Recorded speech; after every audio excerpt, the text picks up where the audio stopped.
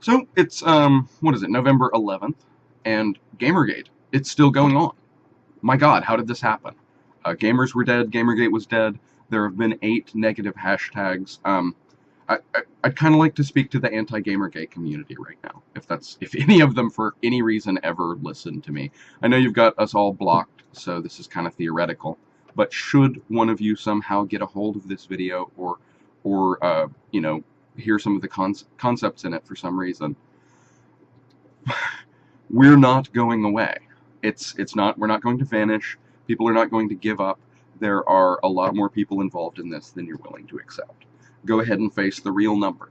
Just really think about what percentage of the gaming community you've offended. It's large. Everybody plays video games now. A lot more people than you suspected had really strong commitments to the gamer identity that you attacked. So you really ought to let that idea go.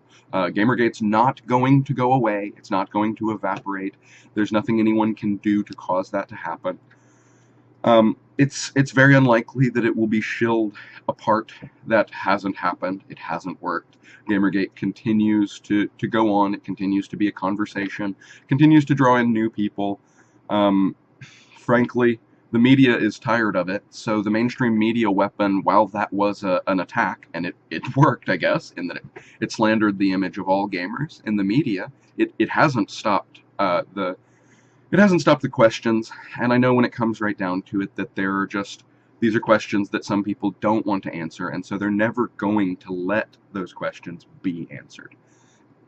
And so it comes down to a lot of the same logic that was coming from the anti-GamerGate community at the pro-GamerGate community, the people in the conversation initially.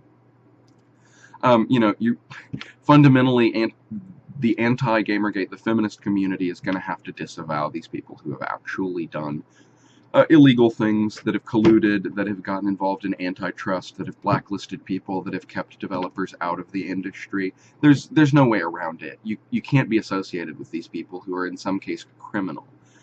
They have attacked and attempted to control a group of people that are well outside of their capability, the classic definition of having bitten off more than they could chew.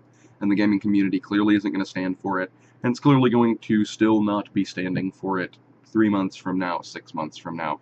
If this isn't to continue forever, I saw someone call it the new normal, and I suspect that they are right, because I fear that the social justice community is going to be unable to accept that gamers have more stamina and more endurance, and in a lot of cases more commitment to charitable and socially just causes. Gamers are just more likely, it seems, to have been donating to charity, volunteering for military service. Really, those are the sort of things that are going to talk in a narrative with the average person. They're going to look through the collection of people, and they're going to see a lot of San Francisco hipsters on one side of things, and a lot of really entitled, wealthy people who are speaking down from privilege that they do not acknowledge. Simple fact of the matter, and I'm not trying to be rude, but you know, if your parents paid your college loans, you might not be in the same category. You might not be relating to some of the people who you're trying to control and dominate and give orders to.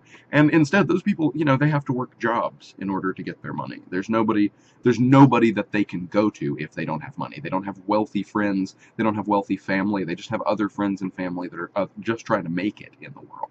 And as soon as this becomes an issue of class distinction, it's just going to look really ugly. It's going to look like a lot of entitled children of privilege who have expensive degrees from really nice colleges that their parents bought for them in a lot of cases, telling people who do not have maybe as much formal education and maybe not as much education in terms of entertainment. Just people who like what they like and want to get to be free with the money that they work so hard for, and you're telling them how to spend their money and what they get to spend their money on. And I just don't think that people who, if you haven't worked for money, you're not going to understand what it means to people. You're going to think that, like, a person could think that they were telling other people what to spend their parents' money on, if that's what they thought that these other people were spending. And then, if that's not what were happening, if the gamers in question turned out to, in fact, be, you know, really hard-working, honest people with good jobs in a lot of cases, hard jobs in a lot of cases in the technical fields that really demand a lot from them, then it would just be completely insane for people who are inheriting money or who are getting money from a network of wealthy friends and family in the media to really try to tell these people what they have to buy and what they have to do with their time. Anyway, I appreciate anyone who listens to these videos. I am an independent game developer, and by independent I mean that I don't take money from much of anyone. The only people I will take money from in general are my players. My games are not supported by advertisement. I do not ever use any ad services. This is a personal choice. It's not something that I'm ever trying to push off onto other people. I personally don't give a damn if you use advertisements in your game. Or, you know, when I'm playing a game, it doesn't really bother me that much. Flipping through a couple of ads, seeing a couple of product placements, it really doesn't break my heart.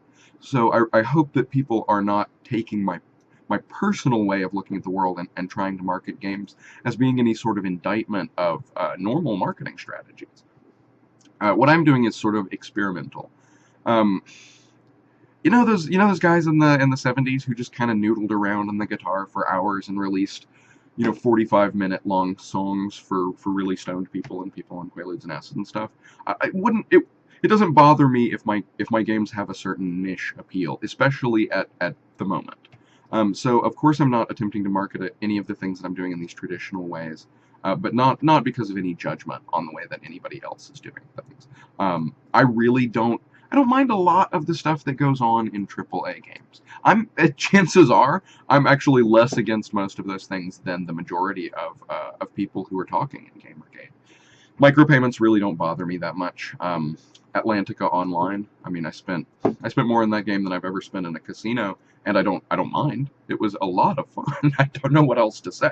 The little boxes where you roll and get stuff out of them, I enjoyed those possibly more than was a good idea, but it was, I'm an adult. I was over 18 at the time. I have the ability to make my own decisions and judgments.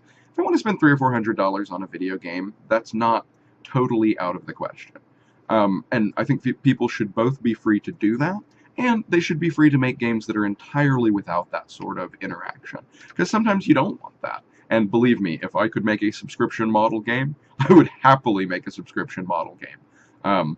Anybody who's interested in that sort of work, just check out persephone.brungame.com, and you can see what my idea of a subscription model MMORPG might be like, and how it might differ from a situation where a person were required to use micropayments. But again, I don't want anybody to get confused. I don't have anything against capitalism. I use micropayments. I don't use advertisements. These are just personal choices. I don't think that it should ever be mandated on anyone that they put anything into their game or not. If someone wants to make a game that's totally unpopular, let them make that game. If they want to make a game that doesn't make any money on their own time, I don't think games should have to be commercially viable, not just to get made. Now, for my personal life, I would like to someday earn my keep as a video game designer. I think there are probably tens of thousands of people who would also like to someday earn their keep as a video game designer. And please don't mandate to any of those people. Don't set arbitrary rules for them. This is impossibly difficult. Not a lot of people ever get to just bootstrap a game up, out of nowhere and have it become popular and successful. So putting arbitrary limitations on that's just cruel, and it smacks of closing the door behind you. That's the other thing. All of these game designers who came up in an environment where there were no rules, and then suddenly they want to put rules on the people coming after them, I'm not really sure what that's about. I mean, it seems pretty obvious that for all of their talk, a lot of these independent game developers, a lot of these people in the social justice crowd and on the left side of things, they talk about inclusion, but they only mean their own friends. They're not talking about including random independent developers with different ideas who they've never personally talked to. I can at least anecdotally vouch for that to a great extent. So as long as cronyism exists, it's really going to make it harder for somebody to succeed. Because all of your friends, all of your connections, all of your media stuff, it's really not going to help you make Minecraft. It's not going to help you make the next big thing that's going to really catch fire and get everybody's attention. That's going to come from just subjecting yourself to the brutal realities of game design. And just, like, I made this, does anybody want to play it? No? Then I'll change it. That's the game. And so, any amount of cronyism or anything that separates aspiring game designers from that, I think just really defeats the purpose. And, obviously I have produced 2 games. One of them is half finished. The other one, EFN, is available on the Android Play Store if you'd like to see what my idea of a quick game is. But that's all I've got. I haven't been published. I've never worked for a large company. I have been an independent game developer since 2006. But that's really all I have to offer in terms of viewpoint. But I do care a great deal about the gaming community and about video games in general.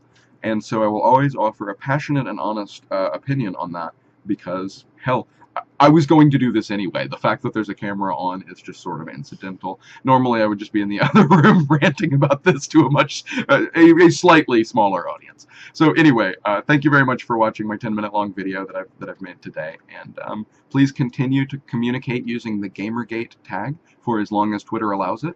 Hopefully they will not ban us. I do not stay current on the operations and the current events sometimes because I have too much to do. And so, you know, if you've got a reliable voice, somebody that you listen to, make sure that other people know about that. I think I heard something about an internetworking project, and I really like that idea. We should all get to know each other. I am very, very happy to know that you guys exist. Almost every single one of you who's been speaking up on the tag has been someone that I would not have expected or predicted running into in a situation like this, and I hope that getting to know you guys will help me make better games that you will enjoy playing. So anyway, have a great day.